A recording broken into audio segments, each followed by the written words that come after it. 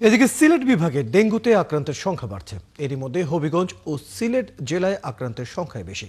বিশেষজ্ঞরা বলছেন পর্যাপ্ত বৃষ্টিপাত না হওয়ায় পানি জমে থাকছে, এজন্য মশার প্রজনন বাড়ছে।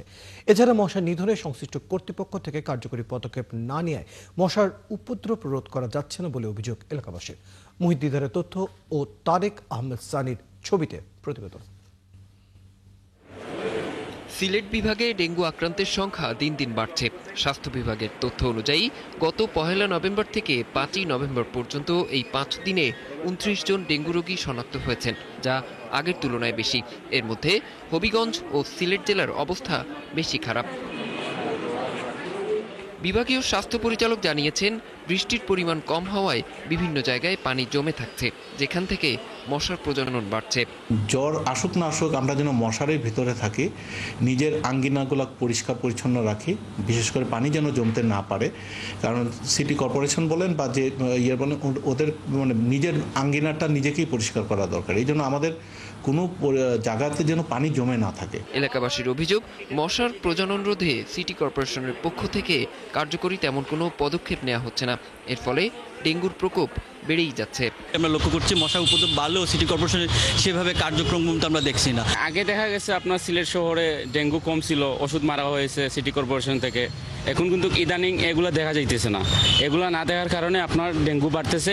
আগে তো সিটি কর্পোরেশনে ডেঙ্গুর ওষুধ মারতো, এখন ডেঙ্গুর কোনো ওষুধ মারা হয় না সিলেটও। এ বিষয়ে সিলেট সিটি কর্পোরেশনের প্রধান স্বাস্থ্য কর্মকর্তা জানান, জনবল সংকটের কারণে নিয়মিত মশার ওষুধ ছিটানো যাচ্ছে না, তবে তারা চেষ্টা চালিয়ে যাচ্ছেন।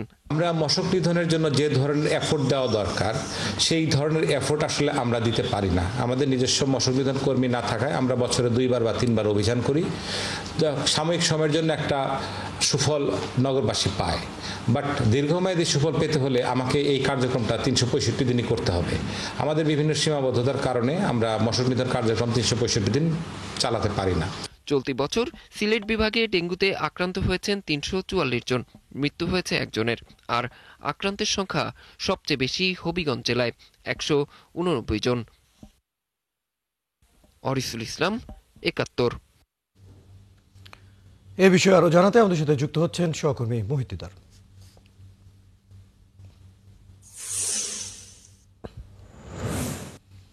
দিদার, সিলেটে ডেঙ্গুর অবস্থা কেমন দেখছেন এবং ডেঙ্গু বেড়ে যাওয়ার কারণ কি বলছেন বিশেষজ্ঞরা?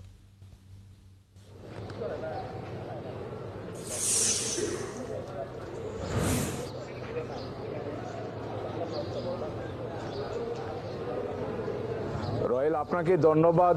সিলেট বিভাগে ডেঙ্গুর আক্রান্তের সংখ্যা অনেকটা বেড়ে গেছে। যেমন 1 নভেম্বর থেকে 5 নভেম্বর পর্যন্ত ডেঙ্গুর আক্রান্তের সংখ্যা প্রায় 34 জন, যেটা হচ্ছে অন্য সময়ের তুলনায় অনেক বেশি।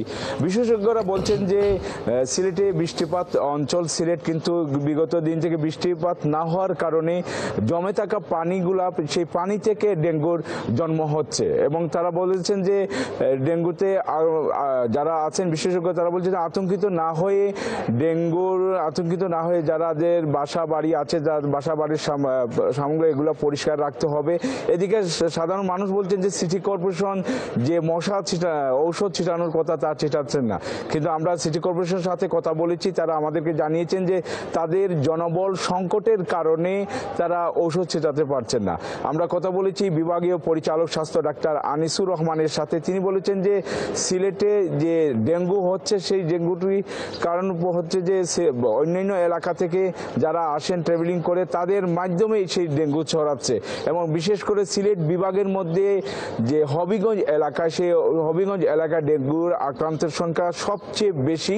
এবং হবিগঞ্জের লাখাই এরিয়াতে এই ডেঙ্গুর আক্রান্তের কারণটি হচ্ছে যে ঢাকা এবং হবিগঞ্জের দূরত্ব খুব কাছাকাছি থাকার কারণে হবিগঞ্জে হচ্ছে।